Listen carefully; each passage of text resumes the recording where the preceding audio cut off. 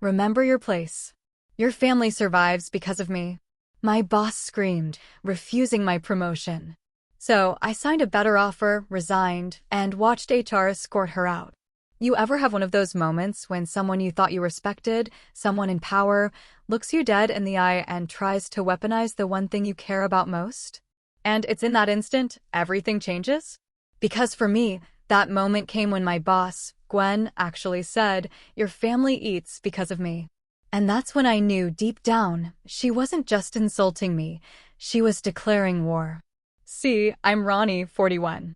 And I never actually planned a career in data centers.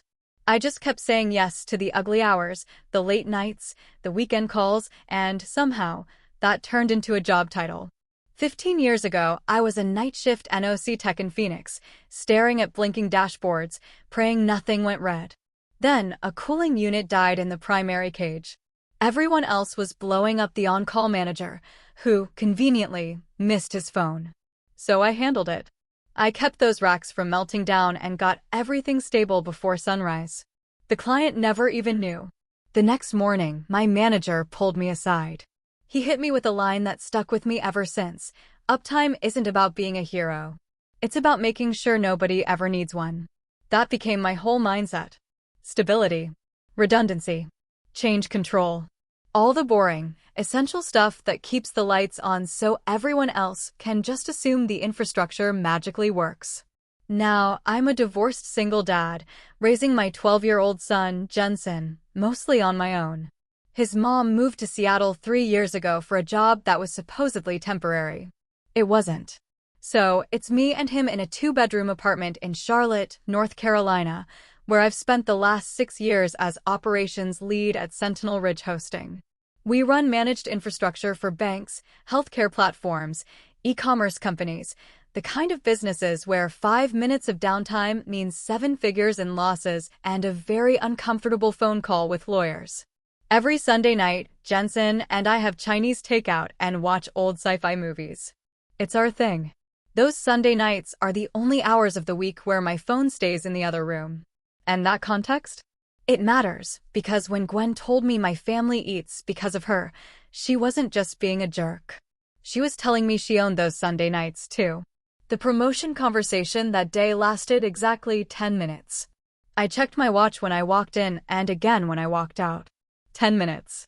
That's how long it took to dismiss a decade of my professional life. Less time than it takes to microwave a frozen burrito.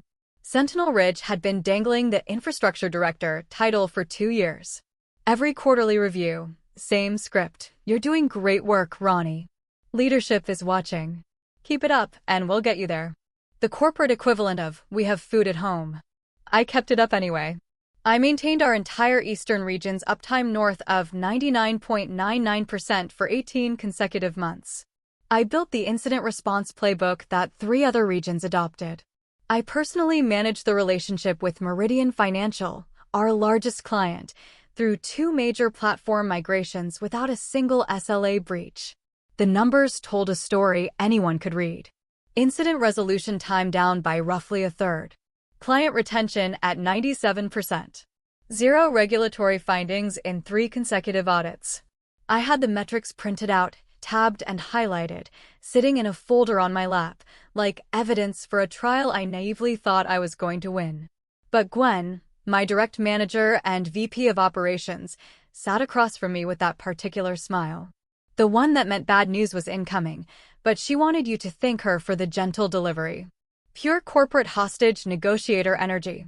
She explained that the timing wasn't right, that the board wanted someone with more cross-functional visibility for this role, someone who could represent operations at the executive level.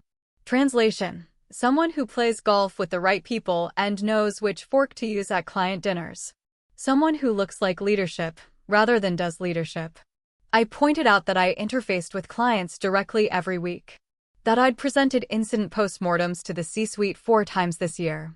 That Meridian's CTO had my personal cell phone and used it. She just nodded and explained that leadership presence wasn't just about content, it was about how you show up. The optics. The executive gravitas. She actually used the word gravitas without irony. Optics. Gwen's favorite word. She'd built her entire career on optics, showing up to client meetings in blazers while I was elbow-deep in server racks, taking credit for incident resolutions she couldn't explain if you spotted her the first three letters of schematics, smoozing with executives at networking events while her actual team handled the overnight pages. I'd watched her present my post-incident analysis to the board last quarter without mentioning my name once.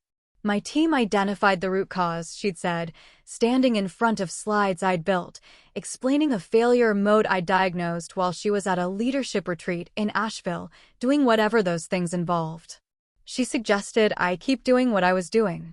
Let her work on opening doors. 6 months, maybe 9, we'd get there. The hamster wheel just extended another rotation. Keep running, keep producing, keep making her look good, and maybe someday you'll get a pellet. I stood up to leave. The conversation was over, and we both knew it. She stopped me at the door. "Close it for a second," she said. The polished corporate mask slipped slightly. What I saw underneath was something colder. The look of someone who viewed the people around them not as colleagues, but as inventory to be managed. Assets with unfortunate opinions. She said she wanted to make sure we understood each other. That she knew recruiters had been reaching out. That she knew I thought I had options. Then she reminded me I was a single father who needed stability, health insurance, predictable hours. That a kid in middle school wasn't exactly portable. That the job market wasn't kind to people who job hop at our age. Our age. Like we were in the same boat. Like she hadn't just told me I wasn't ready for the promotion she'd gotten 3 years ago. Then came the line that changed everything. "Your family eats because of me. Because I've protected your position here. Because I've kept you out of the layoff conversations." A little gratitude and patience would go a long way. I didn't respond. Didn't give her the satisfaction. Just nodded once, opened the door, and walked back to my desk. But something shifted in that moment. A wire that had been holding tension for years snapped clean. She'd said the quiet part out loud. She didn't see me as a colleague, or even an employee. She saw me as a resource she controlled, a man she could threaten with his own son's well-being and expect gratitude in return. That night, after Jensen went to bed, I updated my resume for the first time in 3 years. Gwen Holloway hadn't always been this way. Or maybe she had, and I'd just been too busy keeping the lights on to notice the ceiling she was constructing above my head. She arrived at Sentinel Ridge 4 years ago, recruited from a larger competitor with a resume full of buzzwords: transformational leader, strategic visionary, passionate about building high-performance teams. The kind of phrases that mean nothing but sound impressive to people who confuse confidence for competence. Her profile picture was professionally lit, perfect hair, power blazer. Mine was cropped from a family photo at the zoo where Jensen was making bunny ears behind my head. Within 6 months, she'd reorganized the operations structure to put herself at the center of every client communication. Within a year, she'd implemented a visibility protocol requiring all significant updates to route through her before reaching leadership. In practice, nothing I did would reach anyone who mattered unless Gwen forwarded it. And when she forwarded it, my name got scrubbed. Credit went in, attribution came out. Magic. The Meridian financial relationship was the clearest example. I'd inherited that account when their previous vendor had a catastrophic failure. The kind everyone in ops circles heard about for years afterward. The kind that gets whispered as a cautionary tale at conferences. Their CTO had been burned badly enough to trust no one. I spent 18 months rebuilding that trust, one incident-free month at a time. Weekly check-ins, transparent reporting, actually answering my phone when she called at weird hours, which, apparently, was revolutionary in an industry where "we'll get back to you" usually means "we'll get back to you whenever we feel like it." By year 2, the client CTO called me directly with concerns, bypassing the support line entirely because she knew I'd give her a straight answer instead of corporate spin. She trusted my judgment. She told me explicitly that Sentinel Ridge kept their business because of me, not the company, not the brand. Me. Gwen's response to this?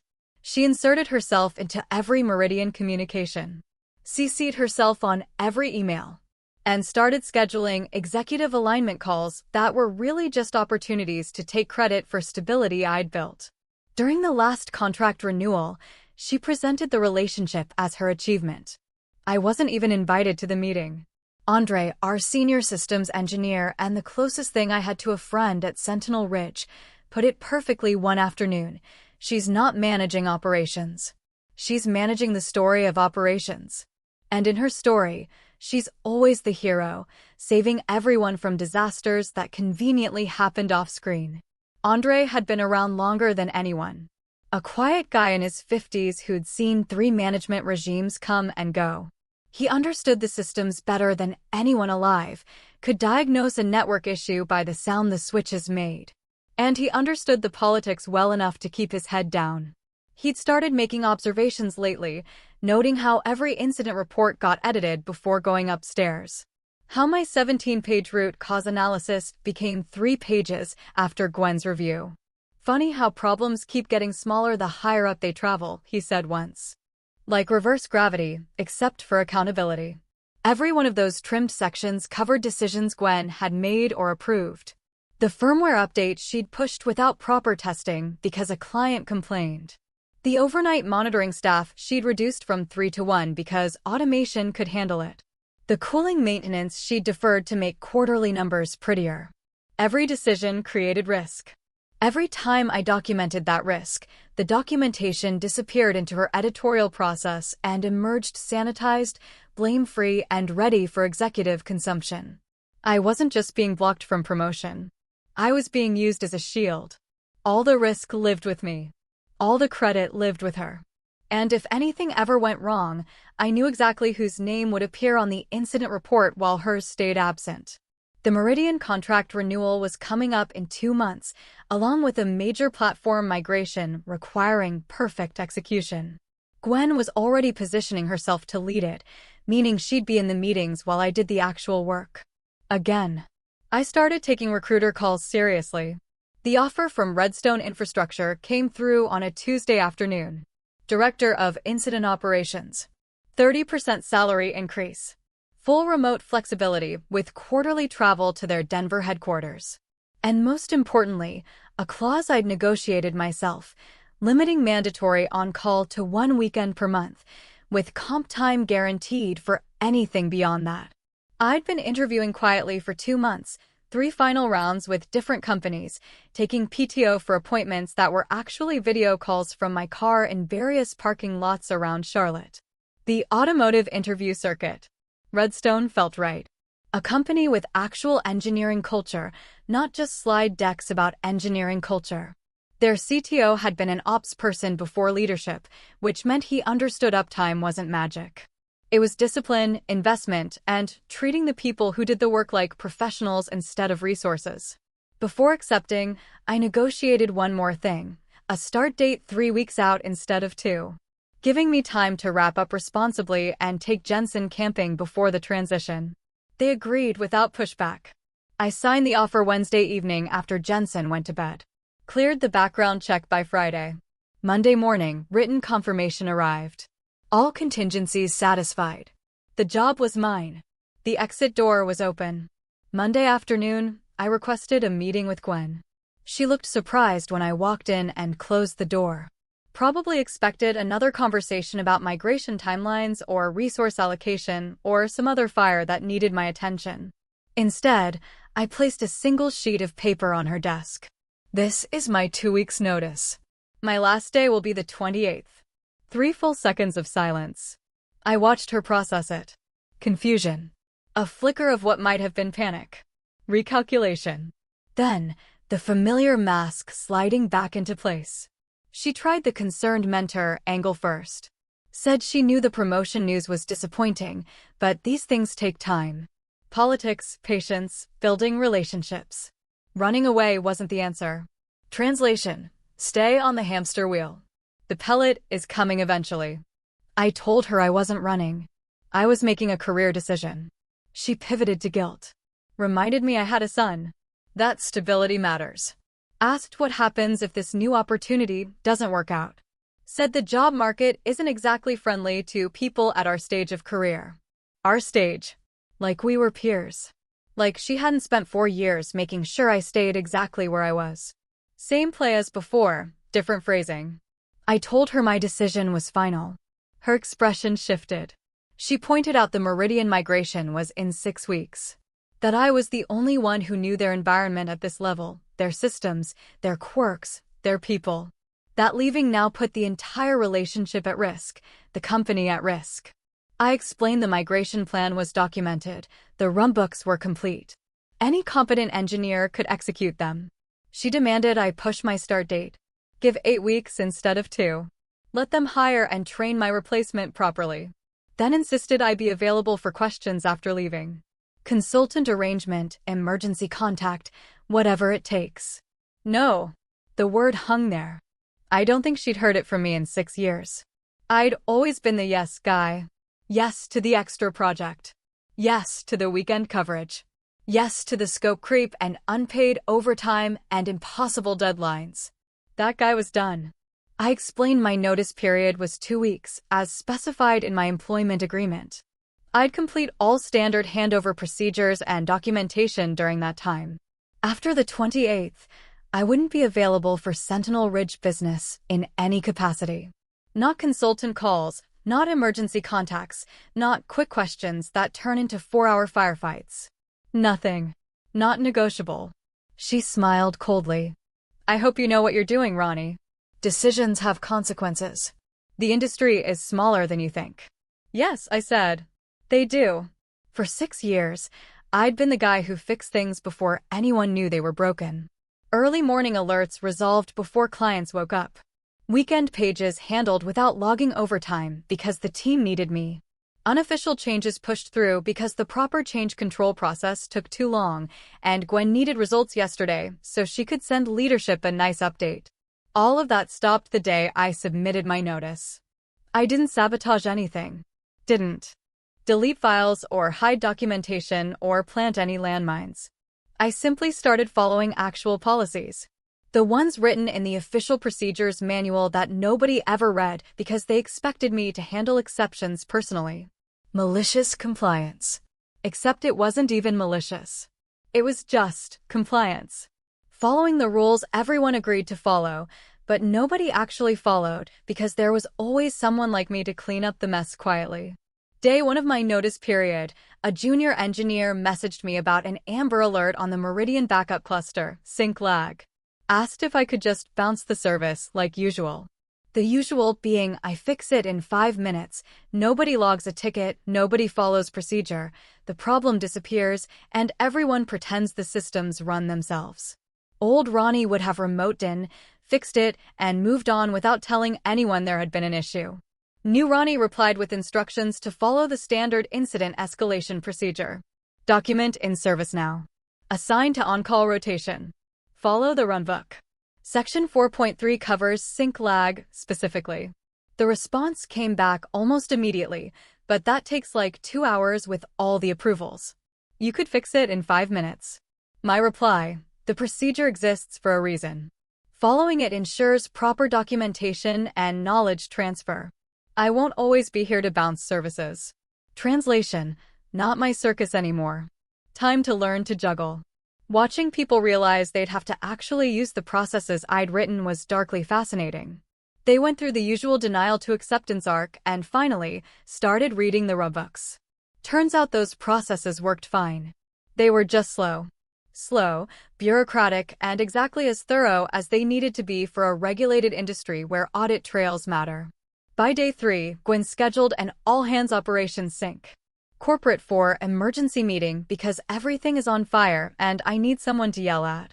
She threw scary graphs on the screen showing resolution times up 40%, customer satisfaction trending yellow, and something called operational velocity that I'm pretty sure she made up.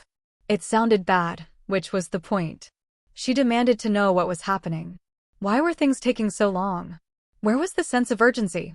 The room sat in uncomfortable silence. Junior engineers looked at each other like students, hoping someone else would answer the teacher's question. Someone coughed.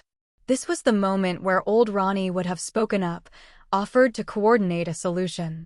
New Ronnie sat there with his hands folded, waiting.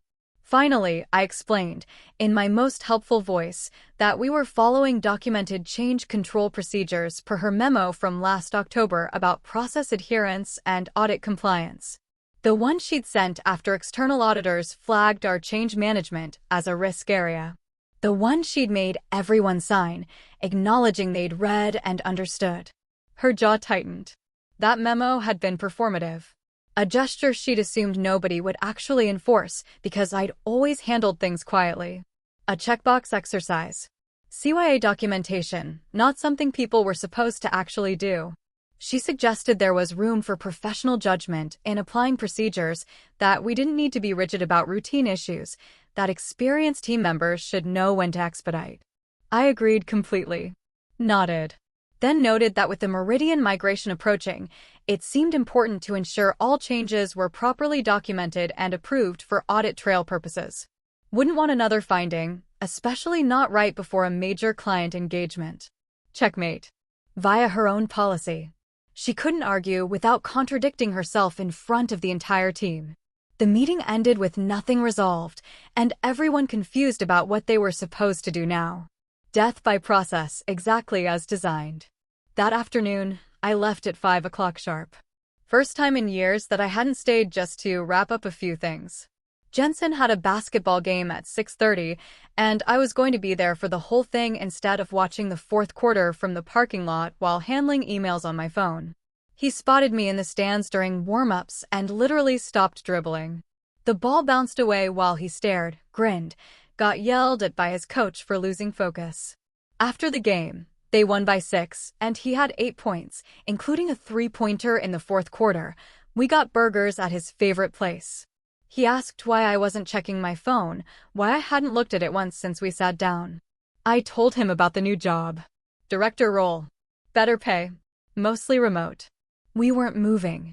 Same apartment, same school, same everything, except I'd actually be around for dinner and games and Sunday movies that didn't get interrupted by emergency pages.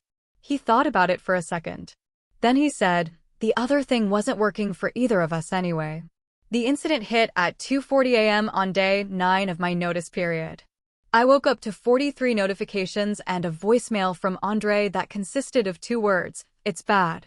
My phone still had the old alert routing from when I used to cover extra rotations. I'd never bothered to remove myself from the escalation chains until now. One more thing on the handover list that suddenly seemed less urgent. Meridian Financial's primary database cluster had crashed. Not a graceful failover to backup systems. Not a controlled maintenance window with customer notification. A hard crash with data corruption during overnight batch processing.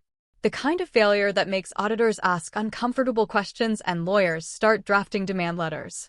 Their SLA guaranteed 99.99% uptime for critical systems, with financial penalties that escalated by the hour. Every minute of unplanned downtime cost them roughly $15,000 in direct losses, plus whatever regulatory penalties would follow from missed processing windows. By the time the sun came up, they'd been down 4 hours. $6 million in exposure and counting, with the meters still running and no clear resolution in sight. I could hear the panic in the escalation emails even from here, watching the notifications pile up on my phone like a slow-motion disaster. I wasn't on call, wasn't even supposed to be involved, but Andre called me anyway. And I picked up because old habits die hard, and because I wanted to know what happened to systems I'd protected for 6 years. He explained the situation in his usual deadpan. The crash was caused by a storage firmware update, one that wasn't on the approved change calendar. The change request showed a junior engineer's name as the implementer, but Gwen had pressured him to push it Friday night because the client CTO had mentioned query performance during a business review. Gwen wanted it fixed before Monday so she could send a proactive communication about how responsive Sentinel Ridge was to client concerns. Told him to skip the staging environment testing because we don't have time for the full process on something this routine. Classic Gwen. Quick wins that looked good in the moment and exploded catastrophically later. Maximum visibility, minimum diligence. The firmware equivalent of "I'm sure it'll be fine," followed by "How could anyone have predicted this?" The answer, of course, was that everyone who knew anything about change management could have predicted this. That's why change management exists. I'd blocked dozens of similar requests over the years by insisting on proper testing and change windows. The conversations were always the same. Gwen would frame urgency as client centricity. I'd explain why shortcuts create bigger problems than they solve. She'd sigh dramatically about how ops people don't understand the business, and I'd hold the line anyway. Without me running interference, nobody was left willing to tell her no. Nobody wanted to be the person who slowed things down, or didn't understand the urgency, or wasn't a team player. So, they did what she asked, and now $6 million was on fire. Andre had documentation.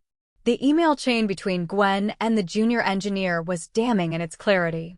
She hadn't put instructions in writing directly, she was too politically savvy for that. But his replies referenced her verbal instructions with the precision of someone who knew he might need cover later. Smart kid. Per our call, you want me to push the firmware tonight and skip staging validation? Just confirming in writing before I proceed. Her response, 3 minutes later, correct. The client is breathing down my neck and I need this resolved before Monday. Get it done. Plus, the change request noted expedited per VP approval with her initials, and the change control system logged exactly who approved the staging bypass. Digital breadcrumbs leading straight to her door. I told him to save everything. Screenshot it, export it to the compliance case folder, flag it for legal hold. Don't let anyone modify those records. The formal incident review was scheduled for Thursday. Standard practice for any outage exceeding SLA thresholds. A structured postmortem where we'd walk through timeline, identify root causes, and document corrective action. Usually, Gwen would facilitate these reviews, which meant controlling the narrative and ensuring the final report said whatever she needed it to say. The problems got smaller. The accountability disappeared. The lessons learned were always about process improvements that someone else would implement. But this time, there was a new variable. The outage had triggered Meridian's breach notification requirements, which meant their compliance team was demanding an independent review with full documentation. They'd insisted on including their own technical lead in the meeting, Marisol Vega, a senior systems architect I'd worked with during both previous platform migrations. Marisol didn't play politics. She played facts. Had a reputation for being relentless about root cause analysis. The kind of engineer who would follow a problem through 17 layers of corporate obfuscation until she found the actual answer. She once told me her job was to find what broke and why, and corporate feelings aren't my concern. And she had access to logs that Gwen couldn't edit. I spent the days before the review compiling documentation. Every email where Gwen had pushed for expedited changes. Every instance where proper testing had been skipped at her direction or with her approval. Every sanitized report where risk factors got edited out before reaching leadership. Clean timeline, supporting evidence, all factual, all verifiable, zero commentary or interpretation.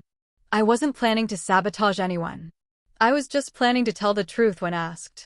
The incident review took place in the main conference room on the executive floor, the one with the good chairs and the view of the parking garage. Present, Gwen, myself, Andre, our CTO, Marisol from Meridian, and an HR representative I'd never seen at a technical meeting in 6 years of working there. HR representatives don't attend postmortems unless someone's about to become post-employed. Her presence told me everything about what leadership expected to happen in this room. This wasn't just a postmortem. This was a tribunal. With better lighting. Gwen tried controlling the narrative from the opening minute. She'd prepared, hair perfect, blazer crisp, confident smile firmly in place. Thanked everyone for being there during a challenging week. Acknowledged we'd fallen short of our commitments. Said she took full responsibility for ensuring we do better going forward. Yeah, taking responsibility for improvement is not the same as accepting responsibility for failure.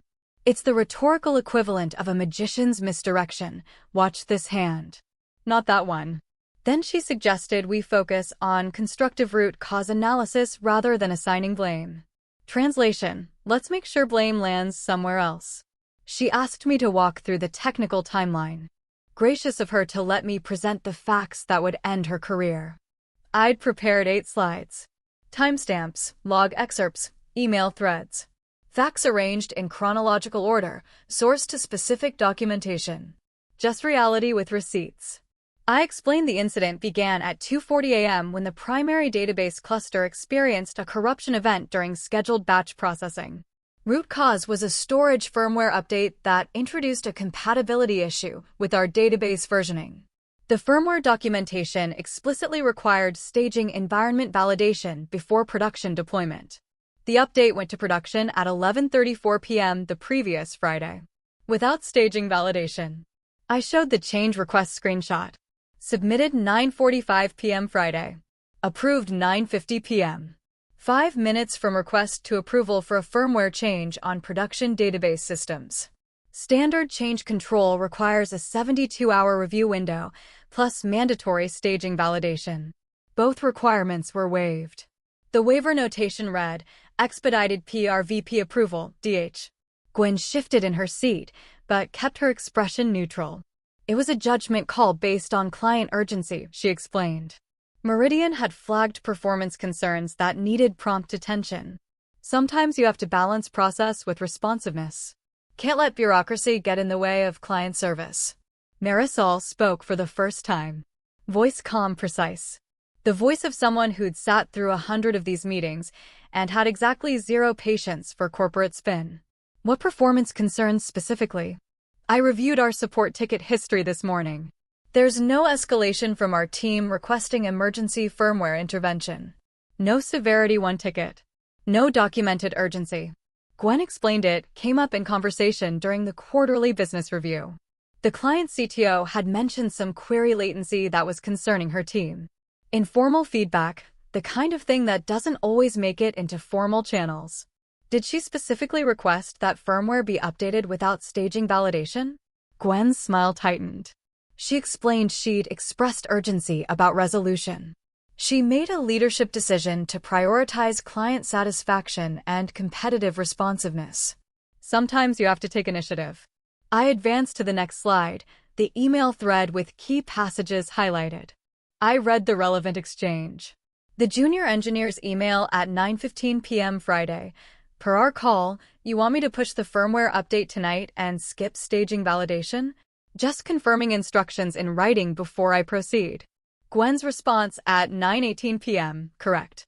The client is breathing down my neck and I need this resolved before Monday. Get it done. Silence settled over the room like a physical weight. Gwen claimed she was paraphrasing client pressure, not overriding safety procedures. The engineer had the authority to push back if he had concerns. He could have said no. Our CTO leaned forward. Noted the email seemed fairly explicit. Asked if there was another interpretation he was missing. Gwen said context matters. She was communicating urgency, not overriding change control. Experienced professionals should understand nuance. Andre cleared his throat. He'd been watching with his usual detachment, but something in his posture had shifted. He leaned forward slightly. The change control audit log shows Gwen's credentials approved the expedited timeline and staging bypass. Not the engineer supervisor, not the change control board as required for production database systems. Gwen directly, using VP override authority. The timestamp is 9:50 p.m. Friday, 5 minutes after the request was submitted. The HR rep's pen was moving across her legal pad with intense focus, transcribing testimony, building a record. Gwen insisted VP override authority existed for exactly these circumstances. That's why the authority existed in the first place. It was part of her role. The ability to make judgment calls when the situation required. I pulled up the policy screenshot. Noted that firmware changes to production database systems require change control board approval regardless of urgency level, per policy OPS 147, section 4.2. VP override authority explicitly excludes changes to critical data systems handling financial transactions. The policy document showed her electronic signature at the bottom. She'd signed off on it herself during last year's annual compliance review. Marisol added that Meridian's contract included specific language about change control procedures for systems handling financial data. Bypassing documented procedures may constitute material breach. Their legal team is reviewing implications. Gwen pivoted to me. Said I'd been disengaged for 2 weeks. Refused to help with routine issues. Unavailable for questions from junior team members. Now presenting all this like a prosecution instead of a collaborative review. Maybe if I'd been more supportive, this situation wouldn't have happened. I explained I'd followed documented procedures during my notice period, as required by company policy for transitioning employees. Every issue handled according to the established escalation matrix. This incident occurred because documented procedures were bypassed at her explicit written instruction. An instruction I wasn't consulted about and didn't approve. She stood up. Her chair scraped the floor. I don't have to sit here and be attacked by someone who's already checked out. Our CTO held up a hand. Called for a break. Asked Gwen and the HR rep to join him in his office. Marisol caught my eye as we filed out. The faintest nod. Professional acknowledgement between people who value facts over narratives. The rest of my notice period passed quietly. Gwen was working remotely on strategic initiatives for the remainder of the week, meaning she was negotiating her exit, being investigated by legal, or both. Her office light stayed dark. On day 11 of my notice, I was in the break room getting coffee when I heard the elevator ding. I looked up and watched Gwen walk out, followed by an HR rep and a security officer. She was carrying a cardboard box. The sad, standard issue kind they keep in supply closets for exactly this purpose. A few picture frames visible on top. Her badge hung from a lanyard around her neck, but the way the security officer walked slightly behind her told me it had already been deactivated. Just decoration now. She didn't look around. Didn't make eye contact with anyone. Just walked straight toward the lobby doors. The HR rep maintaining that practiced neutral expression. The security officer wasn't aggressive, just present. The whole thing took maybe 45 seconds. Quiet. Professional. 1 minute she was VP of operations. The next, she was someone who used to work here, walking toward her car in the parking garage. Someone near the window whispered, finally, under their breath. I didn't disagree. Our CTO called me into his office on my second-to-last day to confirm what the grapevine had already established. Gwen was gone. Effective immediately. The official internal announcement would describe it as a mutual decision to pursue new opportunities. The reality? Legal reviewed the email chains, HR reviewed the policy violations, and Meridian made it clear they needed documented governance improvements and leadership changes in the operations organization if the relationship was going to continue. He said they were aware of how badly they'd handled my situation. The promotion. The visibility issue. The way credit got redistributed upward while risk got pushed downward. All of it. If I'd consider staying, we could discuss the director role. Different reporting structure. Compensation that actually reflected my value. Real authority this time, not just responsibility. He meant it. I could tell from the desperation in his voice. Everything I'd wanted 2 months ago. Now, it felt like being offered a window seat on a plane that had already crashed into the mountain. I told him I appreciated that, genuinely, but I'd made commitments. He nodded. Said he figured. You'd been right about everything, he said. I should have seen it sooner. I told him he saw what Gwen wanted him to see. That was her specialty. On my last day, I finished the handover documentation. Almost 90 pages of procedures, contacts, troubleshooting guides, and institutional knowledge that would take my replacement months to fully absorb, assuming they bothered to read it and didn't just ping me on LinkedIn asking, quick question. I sent it to Andre with a note. Don't let them pressure you into shortcuts. The procedures exist for a reason. His reply came back within minutes, staying exactly long enough to collect full pension. Then, fly fishing shop in Montana. You should visit. Bring the kid. I stopped by the junior engineer's desk on my way out. The one Gwen had pressured into pushing the firmware update. He looked shell-shocked. Fair, given he'd spent the past week being interviewed by legal about emails he'd never wanted to write and decisions he'd been pressured into making. He apologized, said he should have pushed back harder, that he knew it felt wrong when he did it. I told him he was a junior engineer doing what his VP explicitly instructed in writing. Not on him. Blame flows upward, not downward. at least in any organization that deserves to exist. But next time someone with authority asks him to skip a safety procedure, get it in writing, then think carefully about pressing enter. His career will last longer than their urgency. Badge returned. Equipment signed off. NDA reminder acknowledged.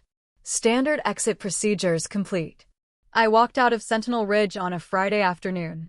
No fanfare, no goodbye party, no tearful farewells. Just me, in a cardboard box, stepping into a humid Charlotte afternoon that smelled like summer rain. Jensen was on the couch when I got home. Basketball highlights on TV. Last day, he asked. Yep. Last day. How do you feel? I thought about it honestly. The years of early mornings and late nights and missed dinners and weekend emergencies. Gwen's cold smile and her comment about my family eating because of her. All the credit stolen and blame deflected and risk absorbed by people who deserved better. Watching her walk out with that sad little box. Good, I told him. Really good. We still doing Chinese and Terminator 2 on Sunday? Wouldn't miss it. Monday, I started at Redstone. New badge, new laptop, new Slack workspace full of new people. First meeting with their CTO covered incident response philosophy and team expectations. He explained their approach was simple. Document everything. Test everything. Never let anyone pressure you into shortcuts because they're in a hurry. The right way is the only way. Even when the right way takes longer. Especially when the right way takes longer. I smiled. Said I could work with that. My phone stayed quiet all morning. No pages, no panic texts, no urgent escalations from people needing me to save them from decisions they shouldn't have made. Just the normal rhythm of a job that respected boundaries and understood that uptime wasn't about heroes. It was about systems that worked because people followed the process. Because they invested in redundancy and testing and change control. Because they treated stability as a feature, not an afterthought. 2 weeks later, Andre texted me a screenshot, a company-wide email announcing organizational updates in the operations division. Gwen's name appeared exactly once, buried in the third paragraph. We thank Gwen Holloway for her contributions and wish her well in future endeavors. The rest was corporate boilerplate about continued commitment to operational excellence and strengthening our leadership team and exciting opportunities ahead.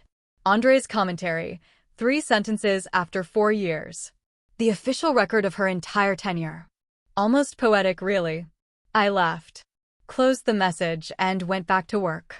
Some people never learn, but that wasn't my problem. Anymore. Now, I want to hear from you. Have you ever had a boss try to manipulate you or use your personal life against you in the workplace? How did you handle it? Let me know in the comments below. I'm really curious to hear your stories.